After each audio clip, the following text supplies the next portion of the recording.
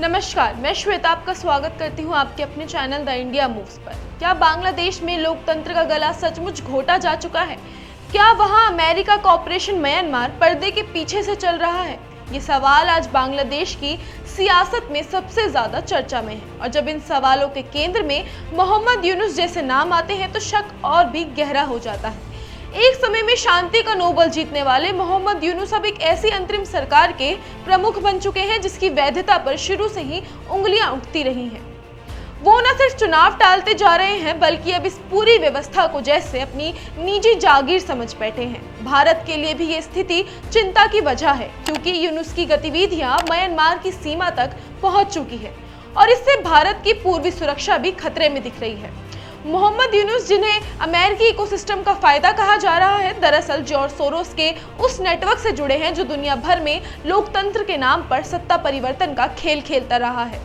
जिस तरह से शेख हसीना के कार्यकाल में अमेरिका हर दिन बांग्लादेश के चुनावों पर टिप्पणी करता था, अब जब यूनुस चुनाव नहीं करा रहे तो पश्चिमी देशों की चुप्पी सवाल खड़े करती है। क्या वाकई में अमेरिका अब वहां लोकतंत्र नहीं बल्कि एक सैन्य रणनीति लागू कर रहा है?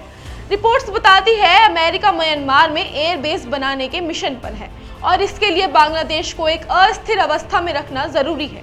यूनाइटेड स्टेट्स आर्मी पैसिफिक के जनरल जोएल बोवेल की यात्रा के बाद ये खबर आई कि बांग्लादेश की सेना को म्यांमार की सीमा पर तैनात करने की तैयारी हो चुकी है। इसका मतलब ये है कि अमेरिका अब सीधे सैन्य रणनीति लागू करने के लिए बांग्लादेश के कंधे पर बंदूक रखकर चलाना चाहता है।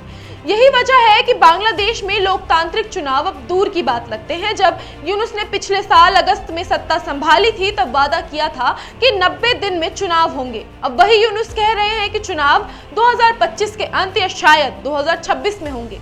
इस बीच बीएनपी जैसे विपक्षी पार्टियों ने इसे लोकतंत्र से धोखा करार दिया है और देश भर में विरोध प्रदर्शन शुरू कर दिए हैं। लेकिन मोहम्मद यूनुस की मंशा अब साफ हो चुकी है। वे इस अंतरिम सरकार को स्थायी स्वरूप देना चाहते हैं और इसके लिए प्रचार अभियान, सोशल मीडिया कैंपेन और अमेरिकी समर्थन जैसे सभी हथकंडे अपना चुके हैं। यूनुस को अब बांग्लादेश का भाग्य विधाता बताया जा रहा है, जैसे अगर वो नहीं रहे तो देश टूट जाएगा। लेकिन असली मकसद ये नहीं है। यूनुस कोई मसीहा नहीं है बल्कि असली एजेंडा है उन्हें म्यांमार में अमेरिकी सैन्य उद्देश्यों को पूरा करने के लिए कठपुतली के रूप में बनाए रखना। इसी कारण अमेरिका चाहता है कि यूनुस सत्ता में बने रहे और इसी कारण बांग्लादेश में चुनावों की बात अब मजाक लगती है। अमेरिकी चुप्पी, पश्चिमी देशों का समर्थन और यूनुस की राजनीतिक कपट, ये सब मिलकर एक खतरनाक भविष्य की ओर इशारा कर रहे हैं।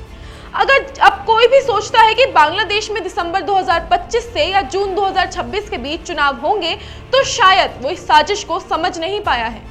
बांग्लादेश अब एक ऐसे मोड़ पर है जहां से लौटना मुश्किल हो सकता है और इस पूरे ऑपरेशन की कमान अमेरिका के हाथों में है, जिसका अगला पड़ाव म्यांमार है और हो सकता है एक नया भू राजनीतिक युद्ध क्षेत्र।